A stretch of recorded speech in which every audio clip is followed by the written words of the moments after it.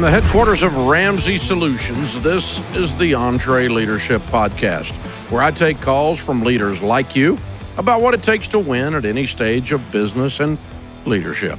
I'm Dave Ramsey, your host with over 30 years of experience leading in the trenches right alongside folks like you. If you want to submit a question, well, you go to EntreLeadership.com/ask or leave us a voicemail at 844-944-1070. That's 844-944-1070.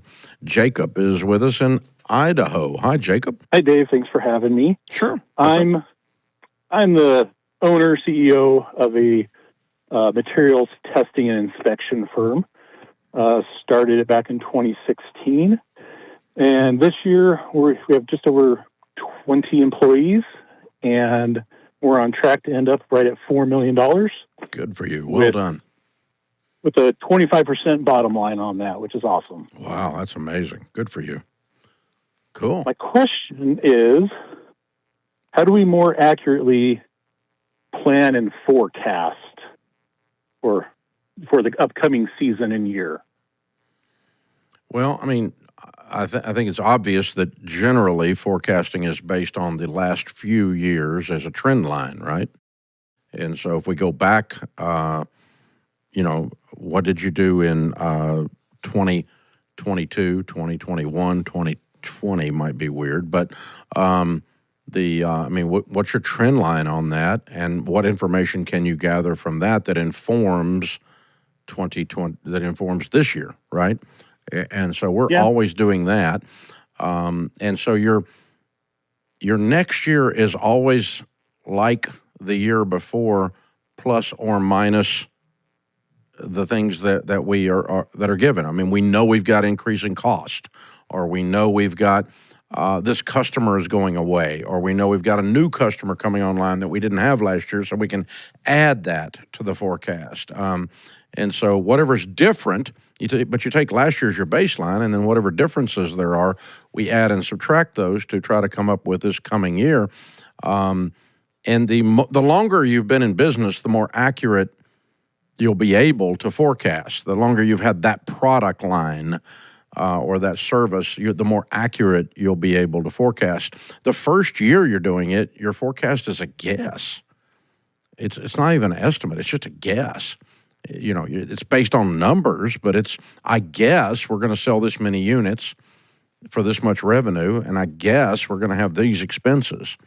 But you're forecasting your first 2 years should be the most inaccurate of your entire business career. After that, it should get better and better and better. But you're probably already doing all of those things, aren't you?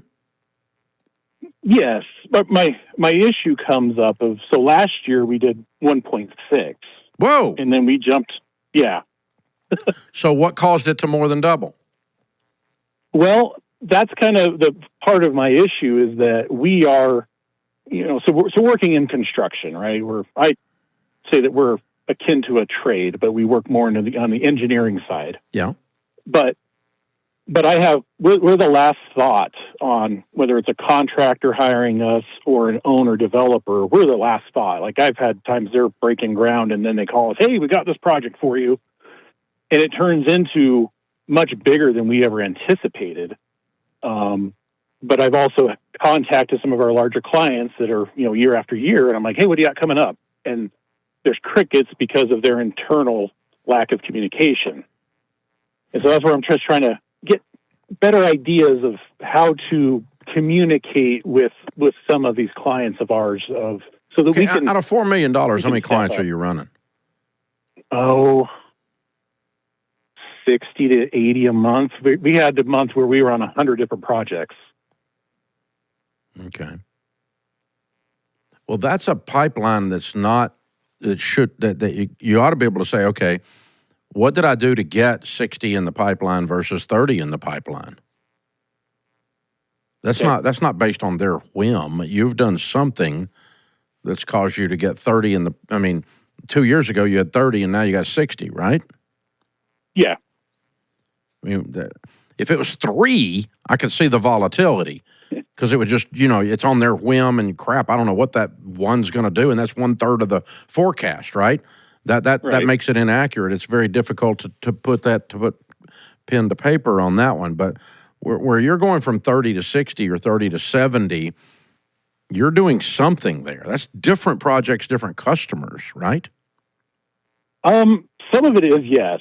And honestly, we don't do any advertising. It's all word of mouth, and which is amazing. And it does speak, and I do understand that speaks volume. How wide is your geography footprint? How far out are you going from Pocatello? We'll travel about 2 hours any direction. Sometimes more, just depending. Okay. What's this market cap out at for you? Ooh. That I don't know, because right now we've got a lot of heavy highway projects from the infrastructure bill that are happening and will continue for the next couple of years. But we've had just a lot of developers and development here in East Idaho happening. And, I know some of my competition in the area, we've now kind of exceeded some of their offices, but I also think they're probably at the $6 to $8 million range. Mm-hmm. So the idea that you could, you've been taking some of their business here and there, you would end up taking more of it, then there's plenty of market cap. I mean, you could take this to 20 million hypothetically and not ever leave your geographical footprint, right? I wouldn't say quite that much, but there can be, we could probably 3 to 4x what we're at now with additional. 4 would be 16. Yeah. Okay. Yeah. Right. Yep. All right. That makes sense. Well, I think what we've got to determine is where the customer base is coming from, and can we predict that is replicatable? Can I continue that, or am I just totally going to be guessing for the rest of my life? I don't like guessing. That scares me. That's not forecasting. So. But basically, we've got to say this revenue stream, what have we got to do to feel good that when we say 5, it's going to be 5, and that represents 100 clients a month, and we know what it takes to get a client in the pipeline, and we've got a staff to make sure that happens, and we've got to put resources and technology and marketing dollars or whatever to make sure that happens. And, but if you're, I think you've got to get under the hood here and not just say, okay, these clients are just generally, they're just walking in, they're staggering in and dying in our lobby. We didn't kill anything. No, you need to figure out how this is occurring so that it's predictable, replicatable, sustainable. And then you've got a forecastable model. But where you don't have the sense that you're controlling or contributing to the creation of a client directly, then it makes it very, very hard to forecast and very hard to do that. So I think you need to get under the hood and figure out where these clients are coming from, and then that'll help you lay your revenue model out. And of course, you can back into expenses after you lay your revenue model out.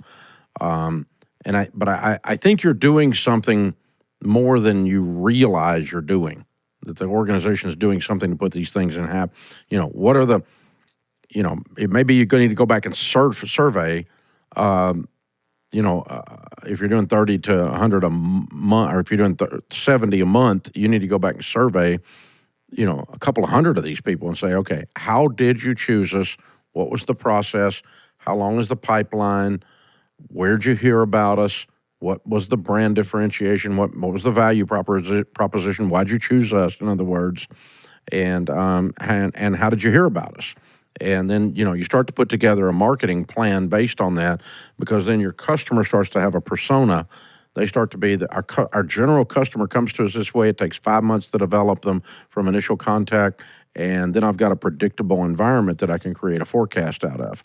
And that's going to be the route I go if I'm in your situation. You just got to get under the hood and figure out where the money's coming from and create a predictable model. And then you can forecast accurately. But it's worth doing, because it's going to drive you nuts otherwise. Because you're going to feel like you're at the whim of the wind blowing, and that'll drive you bananas. This is the EntreLeadership Podcast. What does the future hold for business? Ask 9 experts, you'll get 10 different answers. Economic growth or a recession. Business taxes will go up or down. AI will help us work or replace us all. But there's no such thing as a crystal ball. That's why more than 40,000 businesses have future-proofed themselves with NetSuite by Oracle, the #1 cloud enterprise resource planning system. Ramsey Solutions uses NetSuite, and you should too. Whether your company's earning millions or even hundreds of millions, NetSuite helps you respond to immediate challenges and seize your biggest opportunities. With one unified business management suite, there's one source of truth for the visibility and control you need to make quick decisions. NetSuite's real-time insights and forecasting help you see into the future with actionable data. And when you're closing the books in days, not weeks, you spend less time looking backward and more time focusing on what's next. And speaking of what's next, download the CFO's Guide to AI and Machine Learning at netsuite.com/Ramsey. It's free at netsuite.com/Ramsey. Have you given up on the freedom you dreamed of when you first started your business? Does it feel like your business owns you instead of you owning it? Well, get ready to transform your business because our latest book, Build a Business You Love, Mastering the 5 Stages of Business, is now available for pre-sale. In the book, we teach you how to implement the EntreLeadership system in your organization. This proven system is what we use to build Ramsey Solutions from a card table in my living room to a $250 million company. You'll learn the 5 stages of business and the unique challenges you'll face in each stage. Plus, I'll show you how to solve the right problems at the right time in the right way using the 6 drivers of business. Now's your chance to be one of the first people to get a copy. Build a Business You Love is the essential guide for a business owner like you who wants to grow yourself, lead your team, and scale your business. To place your pre-sale order, go to EntreLeadership.com/build or click the link in the description if you're listening on YouTube or podcast. Jen is in Canada. Hey, Jen, welcome to EntreLeadership Podcast. What's up? Well, that sounds like what I need because I'm looking at my business and going, should I stick with it or should I let it float over here at the side and I go back to my day job? That's where I'm currently at. I left my career of 20 years where I was always very successful and turned my side hustle, got so big that it became my full-time job. And now I've since taken it out of my basement. I've got a bricks and mortar location. We're doing about $870,000 worth of sales a year, but I'm still not paying myself since getting the bricks and mortar location. And I have an opportunity to go back to work in my previous field, make $100,000 again and get back to earning for my family instead of now having what feels like my business just drain me. When I'm staring at the debt that the business has, I'm staring at, all of the expenses of having this overhead now and just thinking like every payroll I go, oh, will I pay myself? No. Don't do it this week. How much debt did you take on for this? Well, we bought the building, so we've got the mortgage on the building, and then we've got some renovations that we had to do and some startup inventory costs. So I would say we probably owe $450,000. What's the building worth? I'd say probably we paid $390,000 for the building, and the place next door just sold in the 6s. So I'm confident that if we sold it right now, we'd get at least probably $550,000 for it. So I think the building is an investment, I guess, but that doesn't help the mortgage payment every month. Yeah. And so if you didn't have the building, your business would be profitable? I think our expenses every month are about $20,000. That's payroll. I mean, you'd have rent if you didn't have the mortgage. That's it. I think it would be a wash. I honestly think that the mortgage every month isn't what's bringing us down. I think that like overall, sales are kind of tight or tighter than when we first, like 875 is what we did last year. I would say we're down to 550. We're on track to make 550 this year. And I think that's like economy and people doing just shopping less. That's what I'm seeing. I don't see us doing a whole lot different. We used to do a lot of online courses, and now everybody wants to come in person. So COVID was great for us doing online. So we had a lot of online revenue. And now people are like, well, we'd rather come in person. And well, you can only fit 10 people in a classroom where you could do the course before for 100 people. And so we try to now do online and in person, but people want in person, and you just can't do as many, it seems.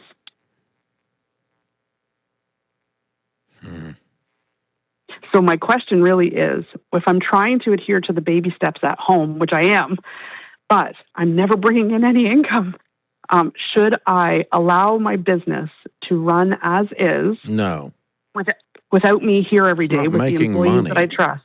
It's not making money. There's no point in keeping it.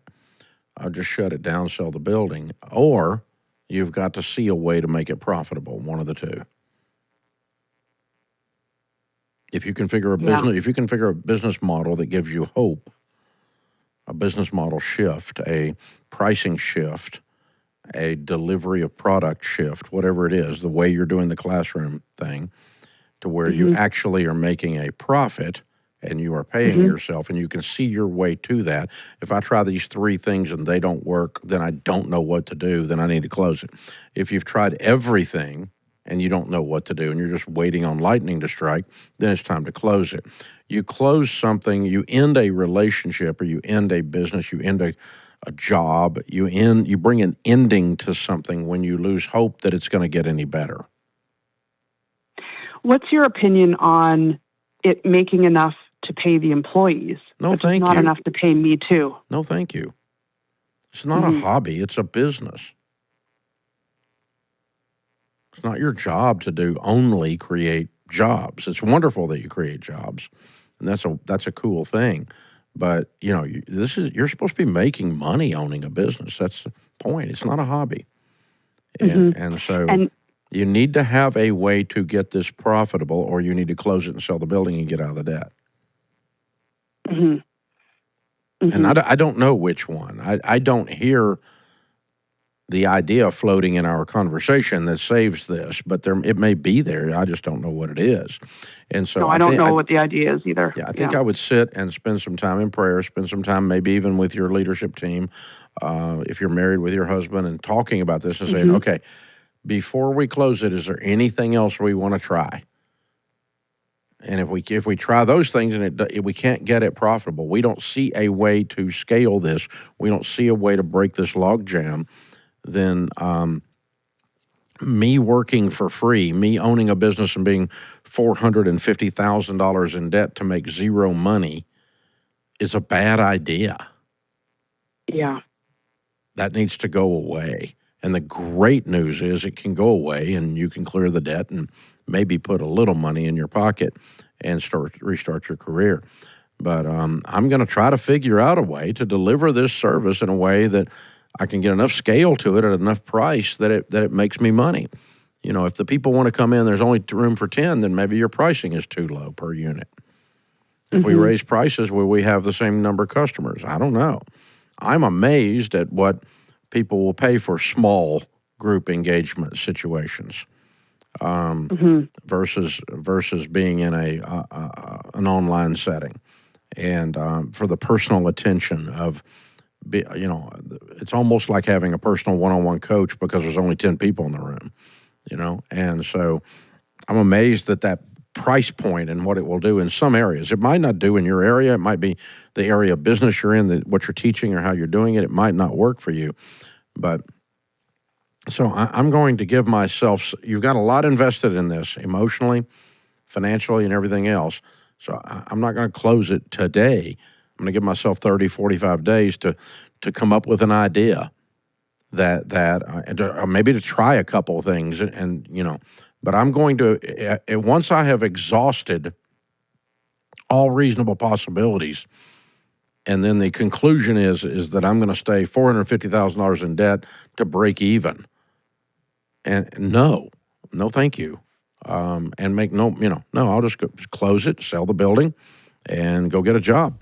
And you'll make a lot more for your family, in that whole process. And that's exactly the route I would go with that. So, wow.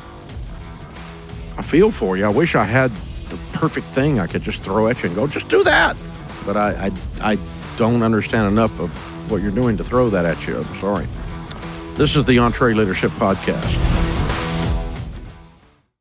I'm Dave Ramsey, your host. This is the EntreLeadership Podcast. One thing I am sure of as a leader, that when you have a team that is not unified, not all dancing to the same sheet of music, not all aligned and heading in the same direction, it is almost impossible to create a productive, profitable environment that people love working in and that the customer loves doing business with.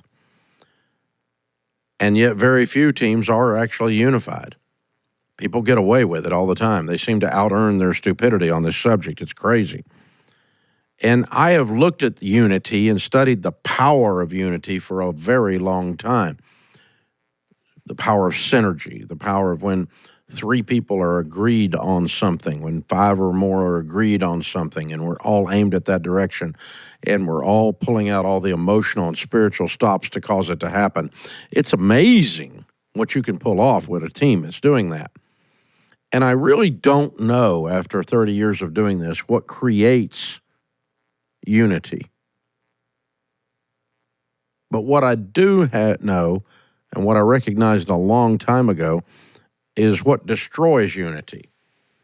And one of the things we teach in EntreLeadership are the 5 enemies of team unity. And what I have discovered at Ramsey, and many of you have discovered after I taught it to you, that when you fight back with everything that's within you against the 5 enemies of unity, when the enemies of unity are all put outside the walls of your building, then unity will occur. But these things they're poison, they're acid in the system, and as long as it's in the system, you're going to struggle. The first of the 5 enemies of unity is poor communication. When the right hand doesn't know what the left hand is doing, you can be guaranteed somebody's pissed off. It frustrates things. It's hard to move forward. And when people don't know what's going on, they will write a script in their head or with their mouth that makes the situation much worse than it really is. So communicate. Over communicate. Over share. Share your story with your team. Collect weekly reports from your team so you know what's going on with your team. Push through all of these things. Absolutely vital. Keep talking, keep pushing.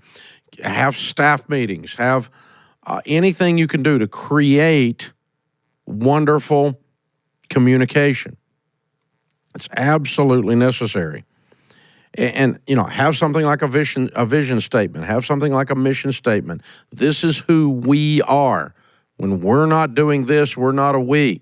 This is who we are. Communicate. If things are going bad, tell the truth. Tell people what's going on. Now, don't make them worse. Don't be super negative ninny about it. Don't be Debbie Downer, but tell them, hey, we're not profitable this month because we had this problem. Or when things are going great, tell people. Tell them what's going on. Tell them about the future. Tell them what you believe about what's going to happen and what's happening, where we're going from here. Communicate. George Bernard Shaw said the biggest illusion of communication is that it has actually occurred. And Andy Stanley used to say, you have to tell people something 21 times before they hear it. Talk about everything over until you're sick of it, over and over again. The second enemy of unity is gossip. We have a core value at Ramsey that we have zero tolerance for gossip. It's not actually true. We actually will have a little tolerance. We'll warn you one time before we fire you. Hand your negatives up. You're going to have negatives. If you weren't here pushing things, if you weren't here moving things around, if there wasn't friction, you probably wouldn't have a job. So expect problems, expect frustrations, expect speed bumps. And when you have a problem, not if you have a problem, hand your negatives up to someone in leadership that can do something about it. Don't spread your negatives all around. If you hand your negatives down or spread them around, we will warn you one time. And then we will say, you can't gossip and be here. And you can't talk negatively about other people. You can't do anything. You can talk to leadership about anything. You can vent there.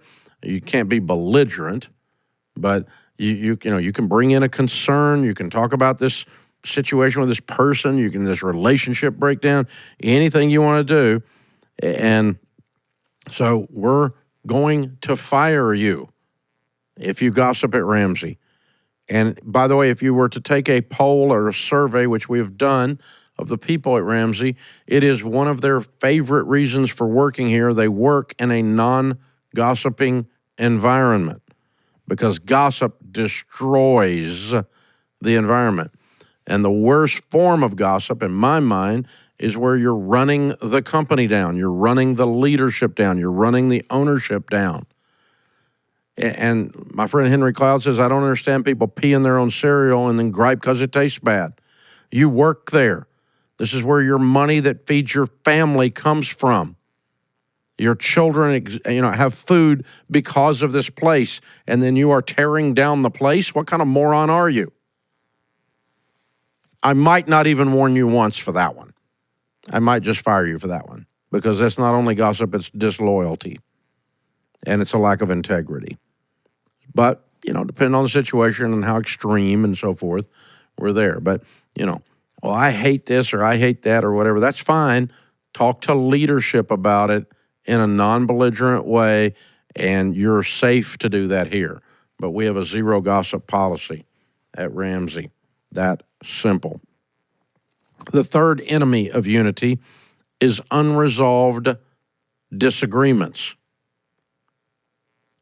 Where you have a disagreement with someone has two people on your team have a disagreement, and they do not come to closure, healthy conflict, mental health closure on that disagreement, it just boils and festers inside and becomes a splinter in the organization and eventually infects everything because it will spill out of their mouth as gossip eventually.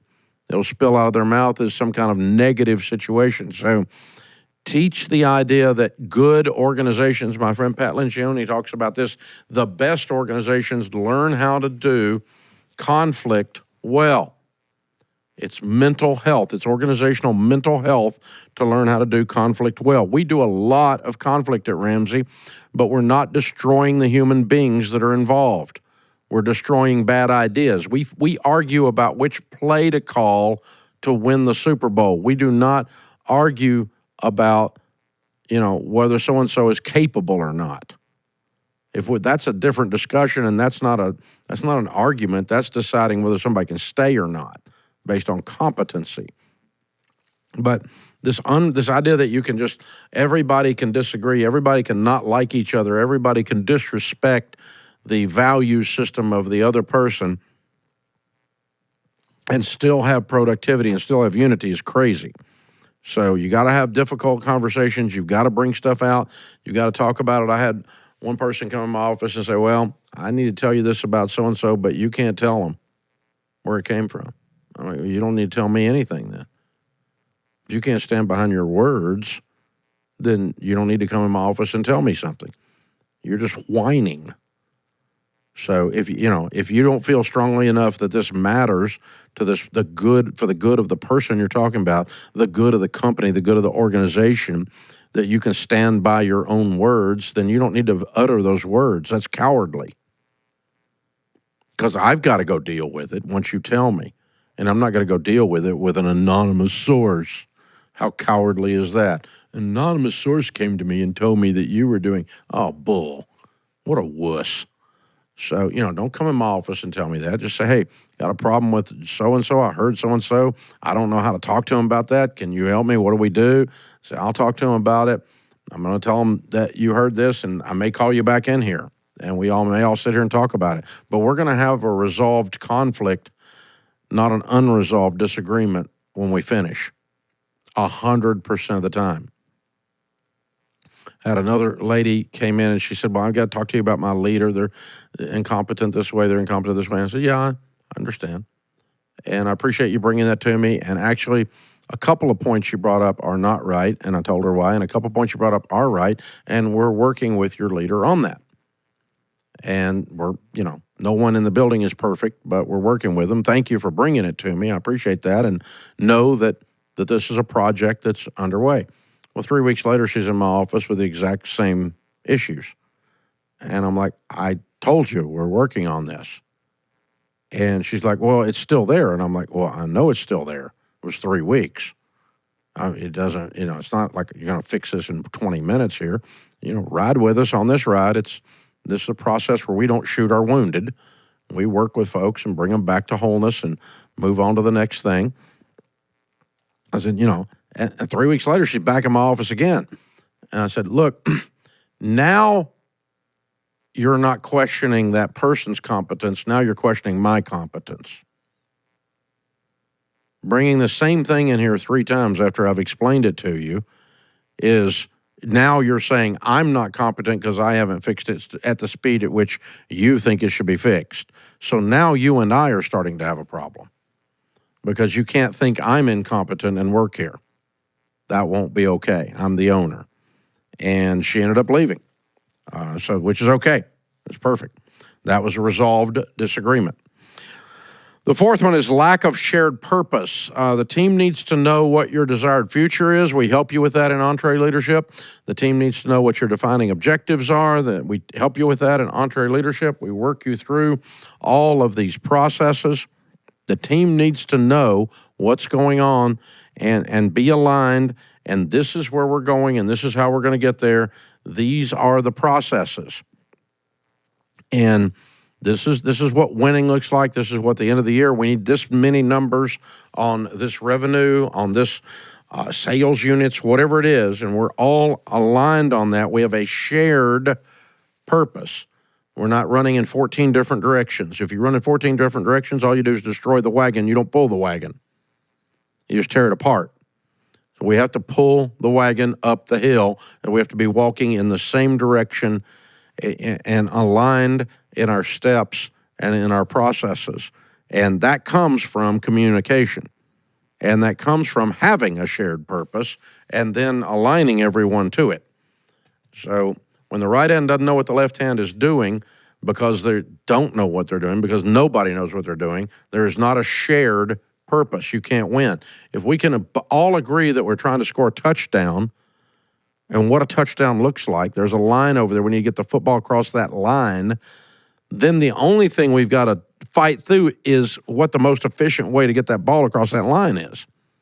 That we have a shared purpose. It's a clear goal that we're all aligned to. And then the fifth enemy of unity is sanctioned incompetence. This comes from my friend John Maxwell. And it's a really nice phrase, sanctioned incompetence. What it means is when you are a weak leader and you allow people to continually not do their work for whatever reason, you give everyone else permission to not do their work and to not be unified because they don't have respect for that person that's not doing their work, and they don't have respect for you as a leader because you're weak. You're not willing to step into the conflict and require excellence of the team. And when you're not willing to do that, when you're willing to go along to get along, well, so-and-so gets a pass because they're a friend. Well, you're screwed. That you're not going to have team unity around that. Team unity comes when we expect excellence of ourselves and of everyone around us consistently all the time. The only exception to that is if someone's going through a hard personal time, their child is ill. Well, they're not going to be excellent when their child is ill. And you're giving that person grace. And someone comes to you and says, well, so-and-so's not pulling their weight. Yeah, I know. But they've got a personal issue at home, and we're giving them some grace. So we've all got to cover for them right now and then when they get past this thing, then they'll be back in the harness again with us. But right now we're picking up their slack. That's not sanctioned incompetence. That's grace. Sanctioned incompetence is when I'm too weak-kneed, too wussified to face the person that's not doing their job and call them out in a kind way, in a very clear way, and have the uncomfortable conversations to say, you have got to get aligned to excellence again, or you're not going to be here. And that's a process too. So those are the 5 enemies of unity. When you toss them over the wall outside your organization, well, then you're going to start to see unity occur. When you've got good communication instead of poor communication, when you've got no gossip, when there aren't unresolved disagreements, when we learn how to do conflict well and come to a good mental health organizationally, we have a very clear shared purpose, and when the leadership is not wussified and they are actually addressing incompetence for whatever reason other than a grace pass on something, when you do those 5 things, you're going to see the whole air change inside your organization. That's how it works. The 5 enemies of unity must be removed. I'm Dave Ramsey, your host. This is the EntreLeadership podcast. Thank you for joining us. We could use your help if you will follow this show. Click the follow button, the subscribe button. It helps us a bunch. Leave a nice 5-star review and share the show. Share the link with someone or click the share button, however it is your particular platform allows you to do that. It's a big help to us, and we need it, please. It has made a lot of difference in the numbers since I came on the air with this a couple years ago, taking over this old podcast that we've had a long time and took it to this caller-driven format. The numbers have gone way up, but they didn't go up because of me. They went up because you guys told people about it. Thank you for doing that. David is with us in Virginia. Hi, David. Welcome to the Entre Podcast. Hey, Dave. It's an honor to talk to you. A longtime listener, first-time caller. Thank you. How can we help?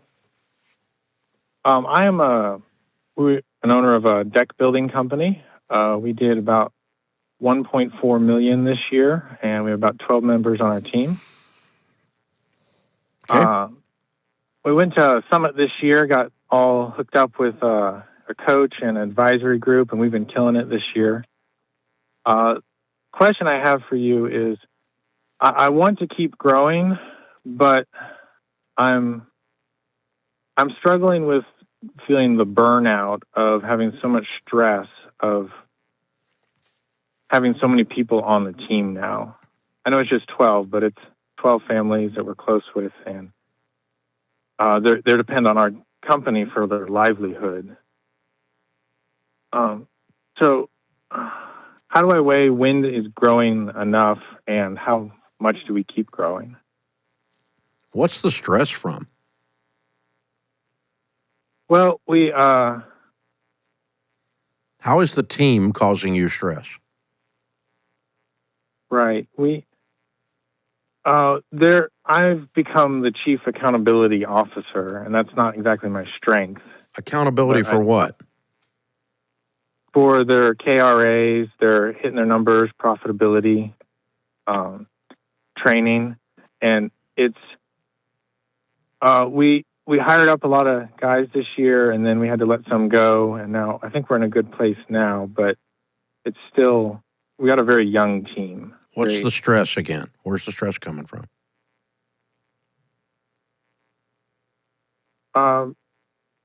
Really, it's the payroll every couple weeks. You know, it's heavy payroll every 2 weeks. Are you not profitable? It's tight. we're getting, I think in the last 3 months, we've really got to a good place with Have you hired too profitability, many but- people, or did you lose jobs? Why would at So- a given payroll at 1.4 million with 12 people, you should be profitable. Yeah, over the summer we hired too many, and then we let some people go in the last 3 months, and we actually saw our revenue increase, and so it was kind of like relieving pressure on like lower performing jobs taking too long, callbacks. Okay, so what I think I'm hearing is that the size of the team is not stressing you. The payroll is not stressing you. Underperforming team members and underperforming jobs that you went through as a learning experience in the last 12 months brought you stress. But it's not the 12 people that are there now, and it's not the revenue that's there now. That's all running fine, I think. Right. So I'm looking at, if I want to keep growing, doing that again next year is overwhelming. Well, why would you do it the same? What you've got today is working, right? Right. Okay. Right. So Great. if you had double the number of people that you have today, and they were all the same quality of the people you have today, and you had 3 million in revenue, there's no downside to that. There's no stress to that. The stress came from the underperforming projects and the underperforming people, not the fact that you merely had payroll. Right. So my point is, you're assigning in your brain this stress or burnout or uncomfortable feeling to the wrong thing.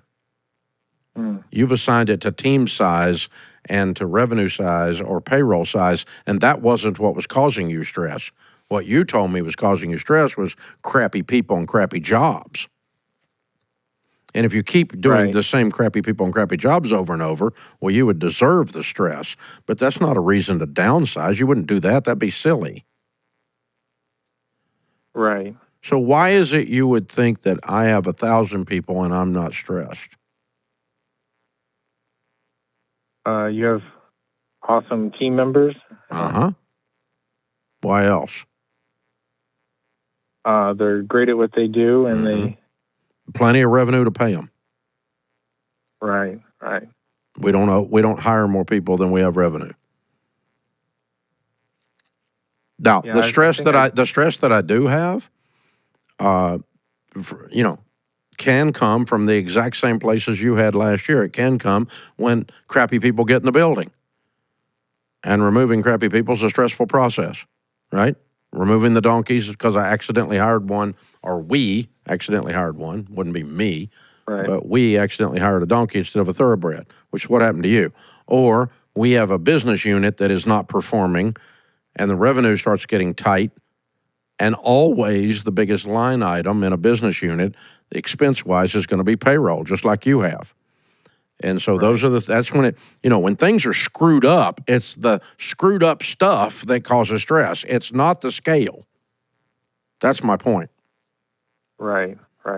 And that's manageable because I can do something about the screwed up stuff. And find out why Crazy got in the building and close that door. Crazy can't use that door anymore. And so we add an element to the interview process to keep the nut burgers out of the building, or at least attempt to, right? Right.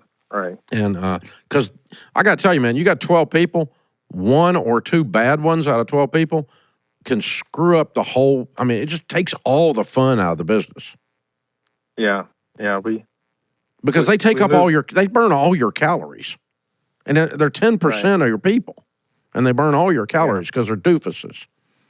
And it's just a pain, and you can't, that's the reality. It's, business is awesome till people get involved. The greatest blessings in your life are your great team members. The greatest curses in your life are the crappy ones that got in the door. And that's where it comes from. So no, I wouldn't I think you're calling out the downsizing for the wrong reason because you've assigned the stress to the wrong thing. You've said it's payroll size or revenue size. It's not. If you could do 10 million, and you had 50 people, you'd have an incredible life. But they had to be the right 50 people. Right. And if you got 10 bad ones out of those 50, God, you got a nightmare. So, no, I think you need to scale the business. I think you need to continue to grow your business. But what you're learning is a hiring process that keeps problems away. I'll bet you've even run into that. How long have you been doing this? We're just finishing up our third year. Okay. Have you noticed a pattern with the customers that are crazy? Yeah, for sure. Yeah. To where you can say, I see that one coming. I'm just not going to take that job. This is more trouble than it's worth. Oh, yeah. Yeah. So that lowers your stress. Mm-hmm. When you identify a pattern with crazy customers, you go, the last time someone acted like that when we were signing them up, they were a pain. The last 3 times someone acted like that and they signed up, they weren't worth the trouble. We ended up losing money on the job and they still were pissed when we were done. I don't want them as a customer. And you just shut your notebook and go, I'm sorry, we're not going to be able to do this particular deck for you. You're going to have to get someone else. And you leave that high maintenance problem customer on the curb and you go pick up 4 more good ones with less energy burned than that one crazy one would have burned once you identify the pattern of how you acquire a crazy customer and how a crazy customer acts in the initial interviews, and we don't do business with them. They take up too many calories. Hiring a team is the same exact thing. You're going to get better at it. I'm a lot better at it than I was in the old days. I used to use a mirror, and if they fogged it up, we hired them. That's how bad I was. I was dumb. And, man, you want to talk about getting some idiots in the building, that method right there will do it. And you got a problem.